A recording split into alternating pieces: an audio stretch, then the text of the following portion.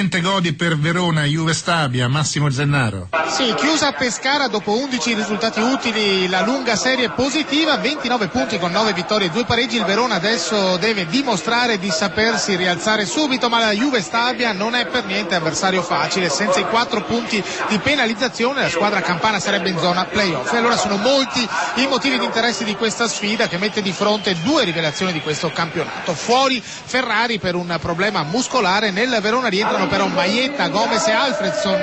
Mandorlini schiera il 4-3-1-2, Rafael in porta, batte Mareco, Maietta e Scaglia in difesa, D'Alessandro, Taxidis e Alfredson a centrocampo, Giorginio dietro le due punte, Bielanovic e Gomez. Juve Stabia con in panchina Maurisetto, vista la squalifica di Braglia, con il 4-4-2, Colombi tra i pali, Baldanzetto, Molinari, Scognamiglio e Di Cuonzo, i 4 di difesa, Erpen, David, Mesaviglia e Zito a centrocampo, Sau e Danile Vicius in attacco, arbitra Di Paolo, Di Avezzano, assistenti Meli e Manna. Verona c'è il sole, temperatura attorno agli 8 gradi, il terreno di gioco non è in perfette condizioni, ci sono circa 12.000 spettatori, un centinaio, forse qualcosa in più, i sostenitori della Juve Stabia. Studio. Il Verona in vantaggio, 43esimo minuto, il gol di Scaglia, quindi Verona 1, Juve Stabia 0. A te. Il Verona è passato il primo dei 2 minuti di recupero, il Verona è in vantaggio per il gol di Scaglia, il risultato è 1-0, una bella azione dell'Hellas in verticale, il passaggio di D'Alessandro che ha dato il pallone in area a Scaglia, il difensore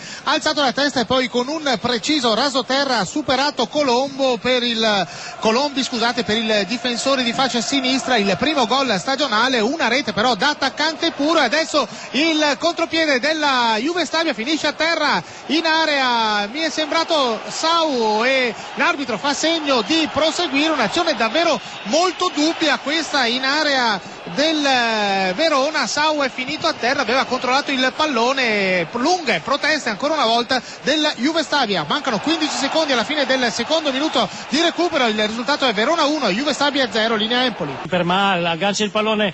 Il 2-0 del Verona, una grande azione di Pickelman in area, ha saltato due avversari, è stato messo giù e poi il pallone è finito in rete, quindi il 2-0 al 29esimo minuto, la rete di Pickelman. E siamo alla mezz'ora, il Verona è sul 2-0 sulla Juve Stabia. Un minuto fa il gol di Pickelman, un gran dribbling in area, ha saltato due avversari, poi a contatto con Colombi, è finito a terra e da terra l'attaccante austriaco con il piede sinistro è riuscito a mettere in rete la quinta rete stagionale di Pickelman. Poco prima però aveva avuto l'opportunità del pareggio la Juve Stabia, un colpo di testa del centro area di Danile Vicius con la parata di Rafael. Adesso per i campani la partita si fa molto difficile, campani che però si sono riversati in attacco. 30 minuti e mezzo, Verona 2, Juve Stabia 0, linea Empoli. A te la linea. Ed è finita anche qui a Verona, il Verona ha battuto la Juve Stabia per 2-0.